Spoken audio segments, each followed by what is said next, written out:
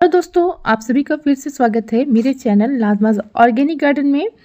आज की वीडियो में आप लोग के साथ शेयर करने वाली हूँ लौकी के पौधे को आप घर पर कैसे उगा सकते हैं। बिल्कुल ऑर्गेनिक तरीके से आप अपने छत पर या ज़मीन में लौकी के पौधे उगा सकते हैं और ढेर सारी लौकियों की हार्वेस्टिंग ले सकते हैं। जैसा कि आप यहाँ पर मेरे टेरेस गार्डन में देख रहे हैं, लौकी का जो बेल है काफ़ी अच्छे तरीके से ग्रोथ पर है और इसकी जो फल है देख सकते हो आप कितनी अच्छी मात्रा में यहाँ पर फल लगे हुए हैं।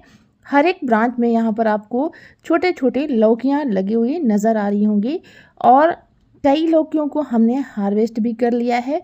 तो इसको कैसे लगाना है, इसके लिए कौन कौन सी खाद देनी है, आज की वीडियो में फुल डिटेल में आप लोगों से बात करूंगी। तो वीडियो में हमारे साथ अंत तक बने रहिएगा ताकि पूरी जानकारी मिल सके कि आप अपने घर पर लौकी का पौधा कैसे उगा सकते हैं। बॉटल गॉर्ड को आप साल भर में कभी भी लगा कर ग्रो कर सकते हैं, लेकिन जो सर्दियों में लगाई जाने वाली लौकी होती है काफ़ी ज़्यादा मात्रा में हार्वेस्टिंग देती है। अगर आप इसे सितंबर या अक्टूबर में लगा लेते हैं तो आपको ये अप्रैल मई तक हार्वेस्टिंग देते रहेंगे। तो अगर आपने अभी भी लौकी के पौधे नहीं लगाए हैं तो अपने टेरेस गार्डन पर या ज़मीन में लौकी के पौधे लगा सकते हैं। इसको जल्दी से ग्रो करने के लिए आप इनके बीजों को अंकुरित भी कर सकते हैं। ये जो आप मेरे लौकी के पौधे देख रहे हैं, इनको मैंने अक्टूबर फर्स्ट वीक में ही लगा दिया था और यहाँ पर आप देखो कि कितनी अच्छी हेल्दी सीडलिंग्स हमारी तैयार हो गई हैं और 4 से 6 पत्तियाँ जब इनकी निकल जाती हैं तब आप इनको ट्रांसप्लांट भी कर सकते हैं। देखिए, जब भी आप लौकी का पौधा लगाते हैं तो सीजनल बीज लाकर लगाएं और अच्छी क्वालिटी के बीज लगाएं, जिससे कि आपके लौकी के पौधे 100% जर्मिनेट हो जाते हैं और इनमें फ्रूटिंग भी होती है। तो अच्छी एक्सपायरी डेट देखने के बाद अच्छी सीजनल सीड ले सकते हैं। जैसे कि अगर गर्मियों के बीज आपको भी मिल जाते हैं तो वो बीज जर्मिनेट तो हो जाएंगे, लेकिन उसमें फ्रूटिंग बहुत कम मात्रा में होगी। और दूसरा, आप अगर बीजों को अंकुरित करके लगाते हैं तो इसके जनरेशन होने का चांस पूरा रहता है। यहाँ पर आप देख सकते हो मैंने कुछ बीजों को अंकुरित करके लगाए हैं और कुछ डायरेक्टली मिट्टी में ही लगा दिए थे। तो सीड अच्छे होने के बाद तो सभी का जनरेशन हो जाता है अच्छी तरीके से। तो ये सभी सीडलिंग्स हमारी तैयार हो गई है और कुछ लौकियों के बीज को अभी भी मैं लगाने जा रही हूँ। कुछ हमारे रेडी हो चुके हैं और कुछ को फिर से मैं लगाने जा रही हूँ। तो इसको मैंने भिगो कर 24 घंटे के लिए इस तरह से कॉटन कपड़े में लपेट कर रख दिया था, जिससे कि आप देख सकते हो कि कितने अच्छे से बीजों का अंकुरन हुआ है। जब स्प्राउट निकल जाते हैं तो बीज 100% जर्मिनेट होते हैं। छोटे छोटे पौधे आपके बहुत ही जल्दी से निकल आते हैं और इस तरह से आपने इनको लगा सकते हैं। ग्रो बैग में भी लगा सकते हैं, डायरेक्टली आप ज़मीन में भी लगा सकते हैं। ट्रांसप्लांट मेथड से भी इसको लगाया जाता है या डायरेक्ट भी लगाया जाता है। जिस तरह से आपको सहूलियत हो उस तरह से आप अपने लौकी के पौधे को लगा सकते हैं। टेरेस गार्डन में अगर जगह है तो टेरेस गार्डन में लगा सकते हैं, अगर ज़मीन है तो ज़मीन में भी लगा सकते हैं। लेकिन जब भी आप टेरेस गार्डन पे इनको लगाएं तो अच्छे बड़े ग्रो बैग को चुनें। 20 इंच से बड़े ग्रो बैग हो, ड्रम हो, तो वहाँ पे आप लगाएं तो बहुत ही ज़्यादा आपको हार्वेस्टिंग मिलेगी। तो ये सभी सीडलिंग्स को मैं ट्रांसप्लांट करने वाली हूँ ज़मीन में और कुछ मैंने लौकी के पौधे लगाए थे जिनमें फ्रूटिंग भी अभी स्टार्ट है और अच्छी फ्रूटिंग हो रही है। दोस्तों, अगर आप डायरेक्ट मेथड से लगाते हैं तो आपको ट्रांसप्लांट करने की तो ज़रूरत नहीं होती है, लेकिन अगर आपने किसी ग्रो बैग में लगाया हुआ है तो 4 से 6 पत्तियाँ निकलने के बाद इनको ट्रांसप्लांट कर दिया जाता है। तो इस तरह से मेरे जो पौधे हैं वो अच्छी तरह से ट्रांसप्लांट करने के लिए रेडी हो चुके हैं। तो इसको ट्रांसप्लांट करने जा रही हूँ। तो इसको ट्रांसप्लांट करने के लिए आप पहले मिट्टी में हल्दी पाउडर या फंगीसाइड ज़रूर मिला लें, जिससे आपके प्लांट में चींटियाँ या फंगस वगैरह नहीं लगते हैं और आपका प्लांट हेल्दी तरीके से ग्रो करता है। तो मैंने मिट्टी में कंपोस्ट मिला ली है, वर्मी कंपोस्ट को अच्छी तरह से मिलाया हुआ है और इसके बाद मैं अपने पौधे को लगाने वाली हूँ। हल्दी पाउडर डालने के बाद आप इसमें साफ फंगीसाइड पाउडर या ट्राइकोडर्मा फंगीसाइड भी डाल सकते हैं, जिससे कि आपका पौधा हेल्दी तरीके से ग्रो हो और इनकी जड़ों को चूटियाँ वगैरह खाए ना। देखिए दोस्तों, मैं एक ग्रो बैग से बिल्कुल केयरफुली इसको निकाल ले रही हूँ। अच्छी तरह से इनके रूट को बिना डैमेज किए हुए निकाल कर इसको हल्के हाथों से दबाते हुए मिट्टी में लगा दे रही हूँ। आप इसी तरह से अपने गमले में या ग्रो बैग में भी इन लौकी के पौधे को लगा सकते हो।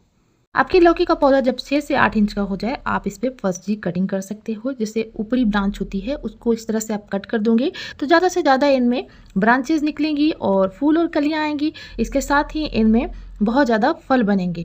तो इनको ऊपर चढ़ने के लिए सपोर्ट देना भी ज़रूरी है, स्टेकिंग करना भी ज़रूरी है, क्योंकि बेल वर्गीय पौधा है तो इनके जो फल होते हैं वो ख़राब नहीं होंगे। और इस तरह से सपोर्ट देने से बहुत ही अच्छी ग्रोथ रहती है। हर एक ब्रांच में आप देखोगे फ्रूटिंग आपको नज़र आएंगी अगर आप अच्छे से इसमें खाद देते हो। तो इस तरह से अगर आपने फर्स्ट जी कटिंग कर दी और लगा दिए पौधे को तो अच्छी ग्रोथ भी रहती है और फ्रूटिंग भी ज़बरदस्त होती है। तो आगे मैं बात करूंगी कि इसमें मैं कौन सी खाद देती हूँ। अगर आप सर्दियों में लौकी का पौधा लगाते हैं तो इसमें आप सरसों की खली का खाद दे सकते हैं। और सरसों की खली खाद कैसे बनाना है इसकी फुल डिटेल वीडियो हमारे चैनल पे अपलोडेड है। सबसे पहले आप सरसों की खली की खाद कहाँ ले सकते हैं, तो सरसों की खली खाद वहाँ मिलती है जहाँ पे पशुओं का चारा मिलता है, या तो आप तेल वाले मिल से इसको ले सकते हैं। सरसों के तेल से निकलने वाले जो रेजिड्यू होती है, तेल निकालने के बाद जो बचती है रेजिड्यू, उसे ही सरसों की खली कही जाती है। तो आप 200 ग्राम सरसों की खली ले लीजिए। 1 से 2 लीटर पानी में इसको भीगने के लिए 24 से 48 घंटे के लिए छोड़ सकते हैं। इसके बाद आप इसको किसी भी तरह से डाइल्यूट करके ही डालें, डायरेक्टली इसको बिल्कुल ना डालें। 1:8 के रेशियो में इस पर डाल सकते हैं। किसी भी तरह के सब्जी वाले पौधे पर देते हैं तो बहुत ही अच्छा रिजल्ट मिलता है। आपका जो पौधा है फूलों और कलियों से भर जाएगा। पोटेशियम फास्फोरस की कमी को बहुत ही अच्छी तरह से दूर करता है और साथ ही एक तरह का फंगीसाइड भी होता है। तो इस तरह से मैं अपने पौधे की जड़ों के आसपास इसको डाल देती हूँ, जिससे कि मुझे बहुत ही अच्छा रिजल्ट मिलता है।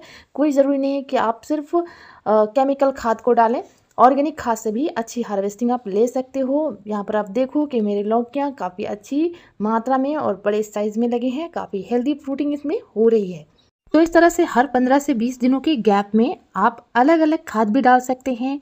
इस तरह की खाद अगर आप ऑर्गेनिक तरीके से अपने प्लांट पर डालते हैं तो ज़बरदस्त फ्रूटिंग देखने को मिलेगी। इसमें मैं छाछ का भी इस्तेमाल करती हूँ, यानी कि बटर मिल्क को अपने प्लांट पर डालती हूँ। तो 50 से 70 दिनों में आपका लौकी का पौधा पहली हार्वेस्ट देने के लिए रेडी हो जाता है। तो इन खाद का इस्तेमाल आप ज़रूर करें। लौकी की बेल को अच्छी धूप वाली जगह में लगाएं। अगर सर्दियों में आप इसे लगाते हैं तो ऐसी जगह पे लगाएं जहां 7 से 8 घंटे की इसको धूप लगते रहे। और इसके प्लांट पर अगर फंगस वगैरह लगते हैं तो आप दालचीनी पाउडर भी इस पर डाल सकते हैं। और साथ ही आप इसमें नीम ऑयल का स्प्रे भी कर सकते हैं, जिससे कि आपका प्लांट हेल्दी रहेगा। और जब फ्रूटिंग स्टार्ट हो जाए तब इसके जड़ों के आसपास मिट्टी में हल्की नमी बना के रखें। मिट्टी चेक करने के बाद इसमें पानी दे सकते हैं। इस तरह से आप ऑर्गेनिक तरीके से और बहुत ही अच्छी हार्वेस्टिंग ले सकते हो। आप अपने टेरेस गार्डन में लगाओ या किचन गार्डन में लगाओ। दोस्तों, जो भी मैं खाद इस्तेमाल करती हूँ बिल्कुल घरेलू खाद इस्तेमाल करती हूँ। किचन के निकलने वाले खाद का इस्तेमाल करती हूँ और घर पर इजीली अवेलेबल होने वाले खाद का इस्तेमाल करती हूँ, और इतनी अच्छी मुझे हार्वेस्टिंग भी मिलती रहती है। तो ऑर्गेनिक खाना हमारे लिए बहुत ज़रूरी है, इसलिए मैं ऑर्गेनिक सब्जियाँ उगाती हूँ। बाज़ारों में तो सब्जियाँ मिल जाती हैं, लेकिन जब ऑर्गेनिक सब्जियां होती हैं उनका टेस्ट भी काफ़ी अच्छा होता है, साथ ही हमारे हेल्थ के लिए भी बहुत ही अच्छा होता है। तो हेल्दी रहने के लिए ऑर्गेनिक सब्जियां अपने टेरेस गार्डन पे या किचन गार्डन में कहीं भी लगाकर ज़रूर ग्रो करें। हमें उम्मीद है कि ये वीडियो आपके लिए इन्फॉर्मेटिव रही होगी। पसंद आए तो वीडियो को लाइक करके सब्सक्राइब जरूर करें। अगर आपके पौधे पर पॉलिनेशन नहीं हो रहा है, यानी कि तितलियां या बटरफ्लाई नहीं आ रहे हैं आपके बेल पर, तो हैंड पॉलिनेशन करके भी आप अच्छी हार्वेस्टिंग ले सकते हैं। तो टेरेस गार्डन पर अगर लगा रहे हैं सब्जियां तो ज़रूर से हैंड पॉलिनेशन कीजिए। हैंड पॉलिनेशन बहुत ही आसान तरीके से आप कर सकते हैं। जो भी मेल फ्लावर्स आते हैं उनमें से पॉलिन लेकर स्टिग्मा में डाल सकते हैं। फीमेल वाले जो फल होते हैं उनके पीछे छोटे छोटे फलियां लगी हुई होती है, और जो मेल फूल होते हैं उनमें किसी भी तरह का पीछे फल नहीं लगा होता है। तो इस तरह से आप हैंड पॉलिनेशन करके भी अच्छी हार्वेस्टिंग ले सकते हो, देख सकते हो। बहुत ही अच्छी फूल और कलियाँ, साथ ही फ्रूटिंग भी इसमें स्टार्ट है। मेरे प्लांट में हर एक बेल में आप देख सकते हो, हर एक ब्रांच में छोटे छोटे फल लगे हुए हैं। मेल और फीमेल दोनों तरह के फल आ रहे हैं। तो इस तरह से अगर आपके प्लांट में फल बन रहे हैं, हैंड पॉलिनेशन कर सकते हो। और जो फल सूख कर गिरने लगते हैं तो उसमें बस पोषक तत्वों की कमी की वजह से ही सूख कर गिरते हैं। तो अगर इन खाद का इस्तेमाल आप करते हैं तो आपके फल सूख कर नहीं गिरेंगे। दोस्तों, मिलते हैं गार्डनिंग से रिलेटेड ऐसे ही वीडियो में। तब तक के लिए bye, take care, keep gardening and happy gardening.